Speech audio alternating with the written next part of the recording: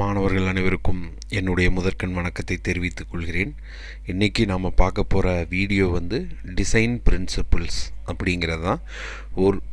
அதாவது இந்த இண்டஸ்ட்ரி 4.0 அந்த இண்டஸ்ட்ரியை நம்ம ஒரு என்னென்ன மாதிரியான பாகங்கள் அதில் இருக்கும், அதை எப்படியெல்லாம் நம்ம டிசைன் பண்ணலாம் அப்படிங்கிறதான் இந்த கிளாஸில் நம்ம பார்க்க போகிறது. அதில் என்னென்ன தொழில்நுட்பங்கள் இருக்கும் அப்படிங்கிறதும் இந்த வகுப்பில் நம்ம பார்க்க போகிறோம்.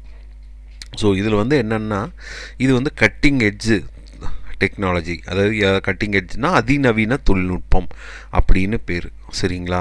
ஸோ இதில் என்னென்னா என்ஹான்ஸ்டு ரொபோட்டிக் ஆட்டோமேஷன் அப்படின்னா, என்ஹான்ஸ்டுனா மேம்படுத்தப்பட்டது, ரொபோட்டிக் ஆட்டோமேஷன் இருக்கும், ஐஓடி இன்டர்நெட் ஆஃப் திங்ஸ் இருக்கும், 3D printing, artificial intelligence, cloud solution, machine learning, virtual reality, cognitive computing, இதெல்லாம் சேர்ந்தது தான் என்னென்னா இந்த இண்டஸ்ட்ரி 4.0. ஒவ்வொரு தொழிற்சாலைகளும் நவீன, அதாவது ஸ்மார்ட் இண்டஸ்ட்ரிங்கிறது இது எல்லாமே சேர்ந்த வகையில் இருக்கும், ஓகேங்களா?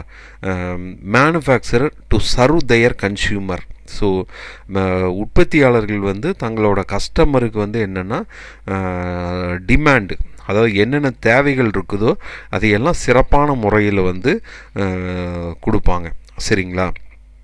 இது ஏற்கனவே பெறப்படாதது. அந்த வாடிக்கையாளர்கள் personalised service that was previously, இது ஏற்கனவே அன்அட்டைனபிள்னால் ஏற்கனவே பெற முடியாததாக இருந்தது, ஓகேங்களா? ஸோ இதில் 6 டிசைன் பிரின்சிபிள் இருக்குது, ஓகேங்களா? Interoperability, virtualization, decentralization, real time capability, service orientation, modularity. இந்த 6 தான் இந்த இதில் நம்ம பார்க்க போகிறோம். இன்டர் ஆப்ரபிலிட்டி அப்படின்னா என்னென்னா, ஒரு ஸ்மார்ட் இண்டஸ்ட்ரியில் ஒரு நிறுவனத்தோட ஒரு டிபார்ட்மெண்ட், அதாவது ஒரு துறையும் மற்றொரு துறைக்கும் இடையில் என்னென்னா கம்யூனிகேஷன், தகவல் தொழில்நுட்பம் வழியாக நம்ம என்ன பண்ணுறோன்னா தொடர்பு ஏற்படுத்திக்கிறோம், டேட்டாவை ஷேர் பண்ணிக்கிறோம், ஆக்ஷன்ஸ், அதாவது நடவடிக்கை எல்லாம் ஒருங்கிணைத்து பண்ணுறோம். அதுக்கு தான் பேர் என்னென்னா இன்டர் ஆப்ரபிலிட்டி அப்படின்னு நம்ம சொல்கிறோம், ஓகேங்களா? So ability to link every thing in an organisation everywhere and with every one. So இது என்னென்னா ability to link every thing in an organisation. So எல்லாத்தையுமே ஒன்று மற்றொன்றோடு இணைக்கிறோம். ஸோ எல்லாத்தையும் எல்லா நபர்கள் எல்லா இடங்களையும் ஒன்றா சேர்த்துறோம். அந்த மாதிரி பண்ணுறது தான் என்னென்னா இன்டர் ஆப்ரபிலிட்டி அப்படின்னு நம்ம சொல்கிறோம், ஓகேங்களா?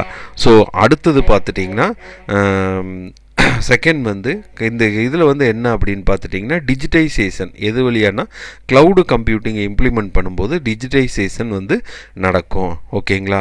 ஸோ அது இல்லாமல் இதில் நம்ம என்னென்னா ஓப்பன் சோர்ஸ் பிளாட்ஃபார்ம் சாஃப்ட்வேரை யூஸ் பண்ணுவோம். ஓப்பன் சோர்ஸுங்கிறது திறமூல மென்பொருட்கள், அதாவது நெட்லேருந்து இன்டர்நெட்லேருந்து ஃப்ரீயாக டவுன்லோடு பண்ணி வர்ற சாஃப்ட்வேரை நம்ம என்ன பண்ணுவோம், உபயோகப்படுத்துவோம். அப்போ இது காஸ்ட்டை சேவ் பண்ணி கொடுக்கும், ஓகேங்களா? இந்த விர்ச்சுவலைசேஷன் அடுத்தது. ஸோ விர்ச்சுவலைசேஷன் அப்படிங்கிறது என்ன, ஃபிசிக்கல் ரிசோர்ஸ். இந்த ஃபிசிக்கல் ரிசோர்ஸை ஒன்றா கம்பைன் பண்ணோம்னா நமக்கு விர்ச்சுவல் ரிசோர்ஸ் அப்படிங்கிறது கிடச்சிரும். இப்போது விர்ச்சுவல் ரிசோர்ஸ் அப்படின்னா என்னென்னா, நம்ம இப்போ உதாரணத்துக்கு டேட்டாவெல்லாம் ஸ்டோர் பண்ணுறதுக்கு என்ன பண்ணுறோம், இன்ஃபர்மேஷன் எல்லாம் ஸ்டோர் பண்ணுறதுக்கு கம்ப்யூட்டரை கூப்பிடுத்துகிறோம், ஓகேங்களா? அதில் ஒரு பழைய மாடலில் கம்ப்யூட்டர் ஸ்டோர் வச்சுருப்போம். ஆனால் இப்போ நவீன காலத்தில் என்ன பண்ணுறோம் அப்படின்னா, ஒரு கூகுள் டிரைவு, அமேசான் ஸ்டோரேஜ், இந்த மாதிரி இதில் கொண்டு போய் ஸ்டோர் பண்ணி வச்சுக்கிறோம். அதை எங்கே வேணாலும் நம்ம ஆக்சஸ் பண்ணலாம். இதுக்கு பேர் தான் என்னென்னா விர்ச்சுவல் ரிசோர்ஸ் அப்படின்னு நம்ம சொல்கிறோம், ஓகேங்களா? ஸோ இந்த இதில் என்னென்னா physical resource required in industry that to not rely on massive equipment and machines. So இதில் நம்ம என்னென்னா எக்யூப்மெண்ட், மெஷின்ஸ் இதெல்லாம் தேவையில்லை. இதை வச்சு நம்ம இது விர்ச்சுவலைசேஷன் பண்ணிக்குவோம். இது விசுவலைசேஷன் போட்டால் விர்ச்சுவலைசேஷன், ஓகேங்களா? ஹார்ட்வேர் காஸ்ட்டு இது எல்லாத்தையுமே இது குறைக்கும், ஓகேங்களா. அடுத்தது டீசென்ட்ரலைசேஷன்னா ஒவ்வொரு நிறுவனமும் வந்து என்னென்னா அது தனக்கான முடிவுகளை தானே எடுத்துக்கொள்ள முடியும். ஓகேங்களா. அது மாதிரி அதுக்கான நடவடிக்கைகள் டே டு டே ஆப்ரேஷன் எல்லாமே ஒரு சின்ன டீமே அதை முடிவு எடுத்து செயல்படுத்தி கொள்ள முடியும். ஓகேங்களா. ரியல் டைம் கேப்பபிலிட்டி அப்படின்னா என்னென்னா, so ability to collect and analyse data in real time. So data வந்து நம்ம கலெக்ட் பண்ணுறோம், அதுக்கான டெசிஷன் வந்து இன்ஸ்டன்ட், உடனடியாக நம்ம வந்து என்ன பண்ணிக்கலாம், எடுத்துக்கலாம். ஓகேங்களா. ஸோ இதில் வந்து நம்ம என்ன பண்ணுறோம் அப்படின்னா, எனார்மஸ் டேட்டா இதில் வந்து சென்சார் இது வழியாக நம்ம வந்து என்ன பண்ணியிருக்கோம்னா, சென்சாரோட கனெக்ட் ஆகிருக்கு, இன்டர்நெட் கனெக்டட் சென்சார்னால் நம்ம மிகப்பெரிய அளவிலான தகவல்களை பெற்று அந்த தகவல்களின் அடிப்படையில் நம்ம உடனே என்ன பண்ணிக்கலாம், இதை வந்து நடவடிக்கை எடுக்க முடியும். ஓகேங்களா. ஸோ அதான் வந்து இந்த ரியல் டைம் கேப்பபிலிட்டி அப்படிங்கிறோம். இது வந்து பர்டிகுலர் என்ன ஸ்மால் மீடியம் சைஸ் பிஸ்னஸுக்கு லோ காஸ்ட்டாக இருக்கும் அப்படிங்கிறாங்க. ஓகேங்களா. அடுத்து சர்வீஸ் ஓரியன்ட் அப்படின்னா என்னென்னா, ரியல் டைம் கேப்பபிலிட்டி வந்து என்னென்னா, big data and open flow of information enable by interoperable technology help organization to better satisfy need of the கஸ்டமருக்கு என்ன பண்ண முடியும், சிறப்பான சேவைகளை நாம் வழங்க முடியும் வாடிக்கையாளர்களுக்கு. அதனால் வந்து கிளைண்ட்டோட டிமாண்டு, எக்ஸ்பெக்டேஷன் இது எல்லாத்தையுமே பூர்த்தி செய்ய முடியும். ஓகேங்களா. So your company must use data inside to give distinct service வந்து அவங்களுக்கு நல்ல முறையில் கஸ்டமருக்கு கொடுக்க முடியும். மாடுலாரிட்டி அப்படின்னா என்னென்னா, ஒரு கம்பெனி என்னென்னா டிவைடட் இன்டு டைனி, சின்ன பாகங்களாக பிரிச்சிடும். அது எப்படி இருக்குன்னா, வெல் டிஃபைன்ட் டீம், ஒவ்வொன்றும் வந்து அதோட ரோல்ஸு ரெஸ்பான்சிபிலிட்டி எல்லாமே தெளிவாக வரையறுக்கப்பட்டதாக இருக்கும். ஓகேவா. ஸோ அதை கம்பெனி ஆப்ரேஷனை இது பண்ணும். ஓகேங்களா.